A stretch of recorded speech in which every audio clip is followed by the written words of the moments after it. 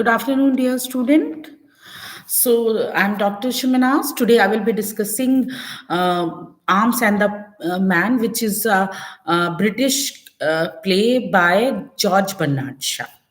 So, coming to the drama, we all know that drama is one of the oldest form of literature after poetry. Poetry is considered as the oldest form. So, we see that drama was very popular in oldest days, as more than 5,000 years back, Greek used to write famous play. And then after Greek, drama was being taken by lots of other language writers like French, German, and around the world. And then coming to British literature, Britain has some very good playwright like Shakespeare. Shakespeare, for example, is considered as a playwright who is beyond the ages, beyond the geographical boundaries, and his plays were very famous. And some of his contemporary were also very famous. And then after that, when in 18th century, with the advent of novel, the drama declined, and in the 19th century, we see that novel has taken the entire the world by storm, and everybody was used to read novel, because at that time there was such circumstances that drama was not being performed. So when it was not being performed, so there were and there were less dramatists who were writing it. So novel became very popular genre. And even 19th centuries has witnessed some very good poetry also, with the poems by romantic poet, and the romantic novelist like Jane Austen, then Thomas Hardy. They have made novel as the most popular genre among the English reader. So in 20th century, when it and in 19th century, there were not many dramatists, but when it in the 20th century, we saw a dramatist, George Bernard Shaw, who has revived this genre again, and people started reading dramas, writing dramas, and this is how that English drama was revived, and it is being written in the contemporary scenario. So it is, though it is not as popular as novel, but it is still read and written around the world. So coming to George Bernard Shaw, we see that he's though Shakespeare is considered as one of the greatest dramatists in English literature, his George Bernard Shaw popularity is not less. He's also one of the greatest dramatists, and he's the greatest of many Irishmen who have written fine play in English language. Now, lots of Irish writer have also contributed the English literature. You know that earlier Ireland was part of United Kingdom, Britain. So Irish were considered as a British, means part of British Empire kingdom. So until Bernard Shaw began to write for the theatre, there has been no modern British dramatist who took current social, political, and religious problem as subject for play. He started out with the conviction that the emotional tangle of man and woman had received far too much attention on the stage, and he made up his mind to do in English what Henrik Ibsen has been doing in Norwegian since about 1875. We know that Henrik Ibsen is famous for writing problem play. A dollhouse is a fine example of such. Dollhouse is also a problem play as well as kitchen sink drama. Namely, to write play discussing public affair which touch the life of very large number of people. Means he's wanted to write drama which touches the heart of the people all around the world. So and when he started writing, like he started writing in 1905, and he produced it, Man and Superman, on 23rd May 1905. It was his first great play, which was performed. Then Shaw was the world, after his performance, Shaw became the world most famous living writer. playwright, though he long remained unpopular with those who dislike his advanced view and his wish to reform. George Bernard Shaw believed that art for social change. He believed that literature should change the attitude of the society or attitude mindset of the people. So it was, nevertheless, it was at large widely recognized that he stood second only to Shakespeare among all the British playwrights, and his writing were known and valued in all countries long before he received the Nobel Prize. He received the Nobel Prize in 1925, but before that, already became popular in Britain and all around the world. And he wrote Arms and the Man, which also became very popular, and it is being taught in the syllabus of almost all of the university in India. And there are many other plays like his. He wrote a religious play, Saint John. So coming to Arms and the Man. Arms and the Man is considered as an anti-romantic comedy. Means it is the in the play Shakespeare attacked the romantic idea about war and love. We always believe that in war we have a means there is romantic illusion related with war, related with love, and which he tried to breaks in this. We as a common people always believe that this army men, they are very brave, they are ready to die at any cost. And but everybody loves life, everybody wants to live, nobody want to die. This is what he has tried to show in this drama. By romanticism, Shaw means that all that is not based on fact and reality. Before 20th century, it was an age of romanticism. Lots of things was written on the basis of imagination. But in 20th century, it was after romantic age, in Victorian age, then realism took literature. And in the 20th century also, it was the same. So the play Arms and the Man is anti-romantic because it Shaw has attacked the romantic and idealistic notion about life, and it is a comedy because in it he has exposed and laughed at the romantic illusion about love and war, about uh, what we think about army officer.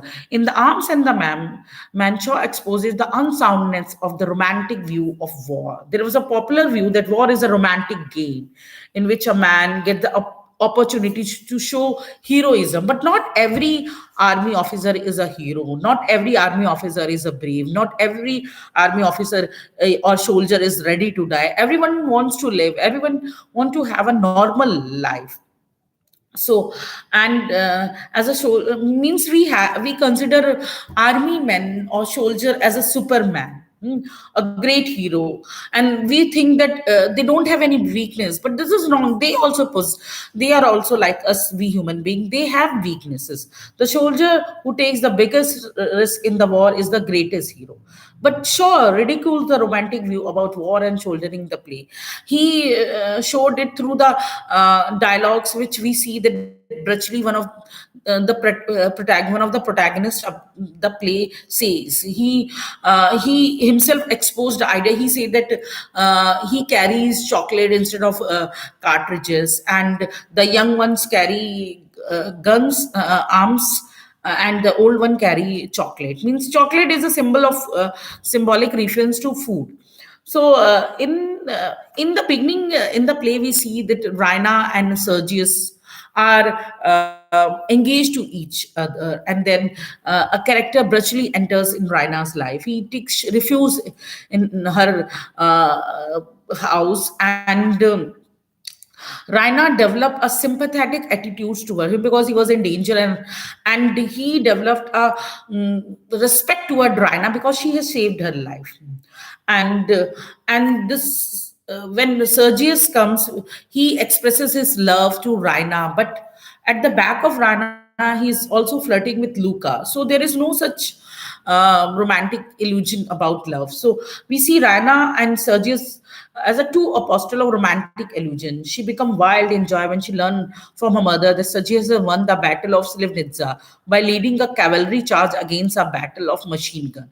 She feels that all her ideas about Sergius' heroism have been proved true. She worshipped his portrait like a priest, uh, as a priestess, as a follower of a priest, and addresses him as a hero of her soul. But soon afterwards, she comes into close contact with the realities of war. When Brachley suddenly bursts into her bedroom, he tells her what is true about life and war. This was not the same which Raina used to think. He says the soldiers are afraid to die and it is their duty to live as long as they can. He again tells her that out of 10 soldiers are born fool. He further says that cartridges are no use to soldier in the battlefield because he thinks chocolate or food is more necessary for soldier. He further says that from his experience, he has learned that food is more useful to a fighting soldier than any weapon of war because food provide sufficient energy, strength to fight. Because these experienced soldiers, they can, through their experience, they can also escape from bullet, from arms.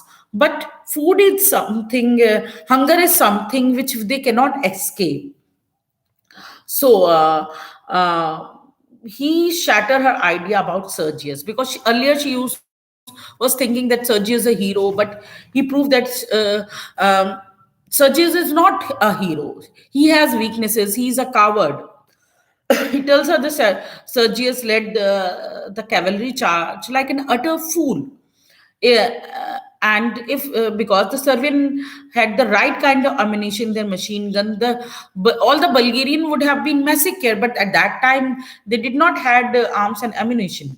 Sergius himself has learned the reality of war. We see that after the battle is over and peace treaty signed between the two, he want to have some good. He want to be promoted. He wanted to be get promotion, but when he didn't get, he resigned. So to display Sergius believed that to display bravery was the only matter to him. So ignoring the command of the Russian officer and violating military rules, he held the cavalry charge against the artillery at his own responsibility, which he should have avoided. But reality began to prevail over him when he sees that two Cossack colonel were promoted to major general, and though they lost the battle following the rule of military warfare strict, but he was discredited by the Russian officer instead of being promoted because he won the battle the wrong way. He did not won the battle through right means. Ultimately, he realizes that shouldering is a coward act of attacking the enemy when they are weaker and keeping at a safe distance when they are stronger. When Virtually narrates the horror of war, Sergius' romance is completely shattered and he considers war as a fraud, a hollow shell.